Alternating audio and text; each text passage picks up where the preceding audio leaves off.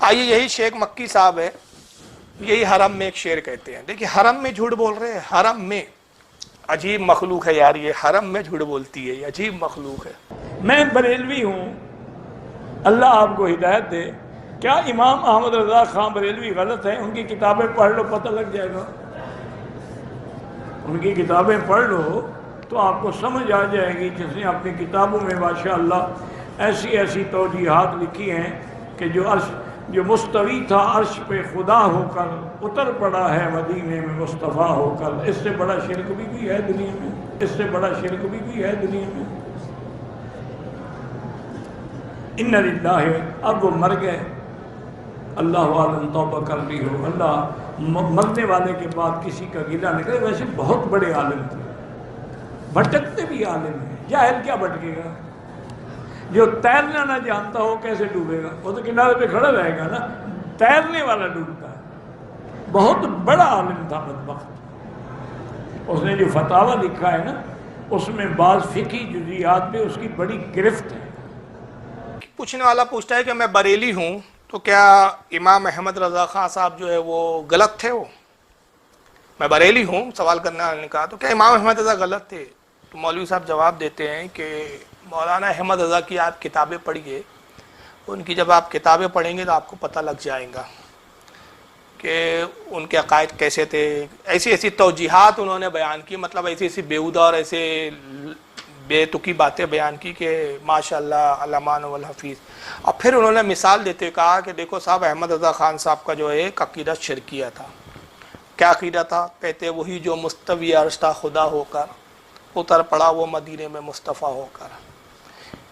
کہا کہ دیکھو یہ عرش پر تو خدا ہے، گویا وہ یہ بتانا چاہ رہے کہ عرش پر خدا ہے. اور انہوں نے احمد رضا خان صاحب نے کیا کہہ دیا؟ عرش پر کون ہے؟ مصطفیٰ صلی اللہ علیہ وسلم ہے. کہتے اس سے بھی بڑا کوئی شرک ہو سکتا ہے؟ کتنا بڑا شرک ہے صاحب. اب تو بیچارے مر گئے تھے، بہت بڑے عالم، لیکن گمراہ ہو گئے. یہ شیخ مکی صاحب کے جملے ہیں. اب یہ تو خیر زندہ ہے. اب ایک پہلے تھے ایک صاحب، انتقال ہو گیا، وہ بھی مر گئے، مٹی میں مل گیا وہ تو. اب تو ان کی جسم کی ہڈیاں بھی نہیں بچی ہوں گی. ڈاکٹر اسرار احمد صاحب، وہ بھی صاحب یہی کہتے ہیں، یہی شعر وہ پڑھتے ہیں اور کہتے ہیں کہ دیکھیے آپ یہ شعر جو ہے صاحب کفری اور شرک کی عقیدہ ہے. وہی جو مستوی عرش تھا خدا ہو کر اتر پڑا وہ مدینے میں مصطفیٰ ہو کر. کیا ہے یہ؟ گاڈ انکارنیٹ، اوتار کا عقیدہ.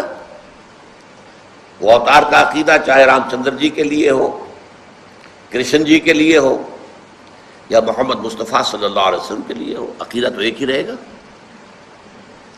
اور یہ آپ کے علم میں ہونا چاہیے. شعر کس کا ہے؟ مولانا احمد رضا خان صاحب بریلوی. اور یہ آپ کے علم میں ہونا چاہیے. شعر کس کا ہے؟ مولانا احمد رضا خان صاحب بریلوی.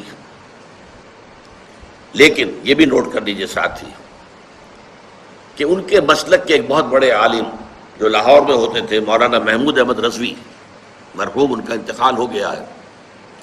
روزنامہ پاکستان میں ایک دفعہ ایک فورم میں بعض لوگوں نے یہ مسئلہ چھیڑ دیا کہ مولانا احمد رضا خان صاحب بریلوی، انہوں نے تو یہ شعر کہا ہے، وہی جو مستوی عرش تھا خدا ہو کر اتر پڑا وہ مدینے میں مصطفیٰ ہو کر. تو مولانا محمود احمد رضوی صاحب نے فرمایا کہ اس پر ہمارا عقیدہ نہیں ہے، یہ ہمارے عقیدے میں شامل نہیں ہے. انہوں نے اعلان برات کیا. اوتار کا عقیدہ ہے یہ. ہندوؤں کیا ہے نا وہ اوتار کا عقیدہ کہ صاحب جب پاپ بڑھ جاتے ہیں تو وہ ایشور جو ہے نعوذ باللہ من ذالک خدا جو ہے وہ اوتار لیتا ہے. تو کہتے ہیں کہ یہ اوتار کا عقیدہ ہے کہ صاحب عرش پہ بیٹھے ہوئے تھے مصطفیٰ، خدا بن کر زمین پہ اتر پڑے.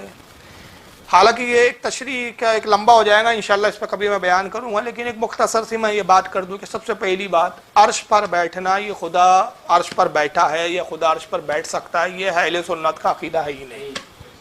وجہ یہ ہے کہ اللہ تعالیٰ جسم و جسمانیات سے پاک، بیٹھنے سے پاک، جہت سے پاک، سمتوں سے پاک. جب عرش نہیں تھا تب بھی وہ موجود تھا.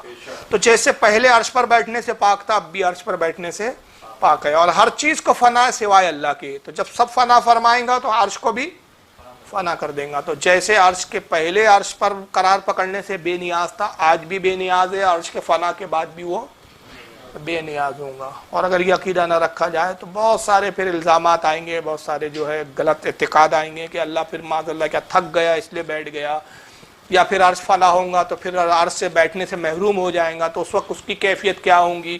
تو اس کی ذات میں تغیر پایا جائے گا، اور اللہ کی ذات میں کوئی تغیر نہیں ہے۔ لیکن اب یہاں ڈاکٹر اسرار صاحب بڑے طاؤ میں کہتے ہیں آپ کو معلوم ہونا چاہیے کہ یہ شعر کس کا ہے؟ یہ مولانا احمد رضا خان صاحب بریلوی کا شعر ہے۔ کس کا شعر ہے؟ آپ کے علم میں ہونا چاہیے بات، حالانکہ افسوس کی بات ہے بیچارے اب مر گئے، مٹی میں مل گئے، اور اللہ جانے کس عذاب سے گزر رہے ہوں گے۔ خود ان کے علم میں نہیں تھا کہ یہ شعر اعلی حضرت کا نہیں ہے،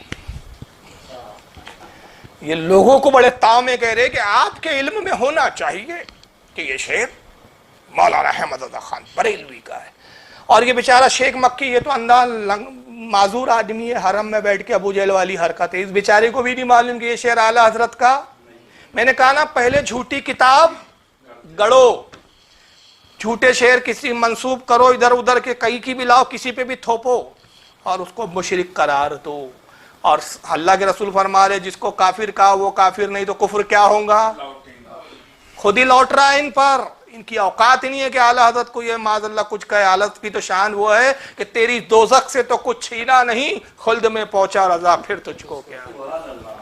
یہ تو اعلیٰ حضرت کی شان ہے، ان کو تو یقین کامل تھا، یقین کامل سے بھی اعلیٰ منزل پر تھے کہ رسول کی محبت اور حضور کے دین کی خدمت کے صدقے میں جنت یقینی ہے۔ اس لیے کہتے ہیں کریم اپنے کرم کا صدقہ، لائی میں بے قدر کو نہ شرما تو، اور رضا سے حساب لینا، رضا بھی کوئی حساب میں ہے۔ یہ اعلیٰ حضرت کی شان تھی۔ پھر اس کے بعد اور دوسرا جھوٹ گڑا اپنی بات کو وزن دینے کے لیے ڈاکٹر اسرار صاحب، یہ بڑے بڑے اوتھینٹک پرسن لوگ تھے بھائی، بڑے، لیکن اتنے بڑے جھوٹے تھے یہ۔ لیکن صرف کیا تھی؟ بولنے کا ایک اسٹائل، لوگ اسٹائلوں پہ فدا ہو گئے صاحب، اور سمجھ نہیں پائے کہ کتنے جھوٹے اور مکار لوگ بیٹھے ہیں ممبروں پہ اور خطیب بن کے خطابتیں کر رہے ہیں۔ ہم مر گئے اب یہ تو، لیکن شیخ مکی تو زندہ ہے۔ تو میں ان شیخ مکی صاحب کو کہتا ہوں کہ چلو آپ ثابت کر دو کہ اعلیٰ حضرت کا شعر ہے، زندگی بھر غلامی کروں گا تمہاری، ثابت کر دو یہ شعر اعلیٰ حضرت کا ہے صاحب۔ پھر اسرار احمد صاحب زور دیتے ہوئے کہتے ہیں کہ صاحب ان کے مسلک کے، یعنی اعلیٰ حضرت کے مسلک کے ایک عالم تھے لاہور میں، تو مولانا محمود احمد رضوی صاحب، ان کے سامنے شعر آیا، یہ بات چھڑی کہ صاحب مولانا احمد رضا نے اس طرح کا شعر کہہ دیا ہے، تو انہوں نے واضح طور پر کہا کہ یہ ہمارا عقیدہ نہیں۔ بات تو بات کی ہے جی، عقیدہ نہیں، پہلے تو اعلیٰ حضرت کا شعر ہی نہیں، تو یہ قصہ بھی پورا کر ڈالا اس کے لیے۔ اب میں آپ کو بتاتا ہوں کہ یہ شعر ہے کس کا۔ یہ ہے میرے پاس اوریجنل کتاب، اوریجنل جی، دیوان آسی۔ کہاں سے چھپی ہے صاحب؟ یہ انجمن فیضان رشیدی، مٹیا بروج، کمرہٹی، کلکتہ، انڈیا، کلکتہ سے چھپی ہے۔ یہ ہے دیوان آسی المعروف بہ عین المعارف۔ کس کی لکھی ہے؟ مولانا شیخ عبدالعلیم آسی غازی پوری۔ ان کی ولادت 19 شعبان 1250 ہجری کو ہوئی تھی۔ حالانکہ ان کے شعر میں جو ہے تعویلات ہے، اور علماء نے تعویل بھی پیش کی ہے اس کی، لیکن یہ شعر اعلیٰ حضرت کا نہیں بلکہ کس کا ہے؟ ان کا ہے، دیوان آسی میں، دیوان آسی کے اندر ہے۔ اس کے اندر یہ شعر ہے، پورا انہوں نے جو ہے وہ شعر لکھا ہوا ہے۔ تو خیر میں پڑھتا لیکن وقت زیادہ ہو جائے گا۔ تو یہ دوسرا ایک انہوں نے جو ہے فریب سے کام لیا، دوسرا ایک مکر کھیلا کہ پہلے جھوٹی کتابیں گڑی گئی، کوئی کتاب میں اور تھا، کسی اور پہ کچھ منسوب کر دیا گیا، جیسے کہ سیرت غوث پاک ایک کتاب کا میں نے حوالہ دیا، شیخ مکی صاحب کا بیان کیا کہ صاحب ان کا بھی یہ حال تھا کہ اعلیٰ حضرت کے کھاتے میں کسی اور کا شعر پہلے ڈال دیا اور اس پر پھر شرک کا فتویٰ لگا دیا۔ اور کہاں بیٹھ کے کہہ رہا ہے یہ؟ اسی لیے ہم کہتے ہیں کہ اب یہ نہ دیکھو کہ صاحب حرم سے بول رہے ہیں تو جھوٹ کیسے بولیں گے۔ بہت سارے لوگ لاتے نا، یہ مکے کا عالم کیسے غلط ہو سکتا ہے، مدینے کا عالم کیسے غلط ہو سکتا ہے۔ ارے اللہ کے بندے، ابو جہل مکہ میں ہی رہتا تھا اور سب سے زیادہ جھوٹ وہی بولتا تھا۔ ابو لہب بھی مکہ کا رہنے والا تھا، جھوٹا تھا مگر مکار تھا وہ۔ عبداللہ ابن عبی منافق مدینے میں رہتا تھا، اور صرف مدینے میں نہیں رہتا تھا، نبی کے پیچھے نماز بھی پڑھتا تھا، نبی کے پیچھے صحابہ کی جماعت میں شامل ہو کر نماز پڑھنے کے باوجود بھی منافقت کرتا تھا۔ اور اسی مکہ میں، اب آئیے اب یہ بات میں دلیل دیتا چلوں، اسی عرب کی زمین پر، اسی مکہ میں جہاں قرآن کا نزول ہوا، وہیں پر اللہ رب العزت نے یہ آیت بھی نازل کی ہے، اسی جگہ یہ آیت نازل ہوئی۔ وہاں کیوں نازل ہوئی جب وہاں کوئی جھوٹا ہی نہیں ہے؟ تو تم تو کہہ رہے ہو نا کہ مکے میں جو بھی ہے سب سچے کی اولاد ہے، کوئی جھوٹا ہو ہی نہیں سکتا۔ مکہ میں ہے، تو ہم تو کہتے ہیں مکہ میں یہ تھے، چلو تم کہو ابو جہل کافر تھا، یہ تھے وہ تھے، تو اسی مکہ میں، اسی حرم کعبہ میں یہ آیت نازل ہوئی ہے، وہیں قرآن کا نزول ہوا ہے، جس میں رب تبارک و تعالیٰ یہ بھی فرماتا ہے، پارہ نمبر 14 سورہ نحل آیت نمبر 105، اللہ فرماتا ہے انما یفتر الکذب الذین لا یؤمنون بآیات اللہ واولئک هم الکاذبون، بہتان جھوٹ وہی باندھتے ہیں جو اللہ کی آیتوں پر ایمان نہیں رکھتے، اور وہی لوگ جھوٹے ہیں۔ اللہ کہہ رہا ہے بہتان کون باندھتے ہیں؟ جو اللہ کی آیتوں پر ایمان نہیں رکھتے، جھوٹ وہی باندھتے ہیں، بہتان وہی باندھتے ہیں۔ یہ آیت کہاں نازل ہوئی تھی بھائی؟ ہندوستان میں کہ پاکستان میں؟ مکے میں نازل ہوئی تھی نا، مدینے میں نازل ہوئی تھی نا، عرب میں نازل ہوئی تھی نا۔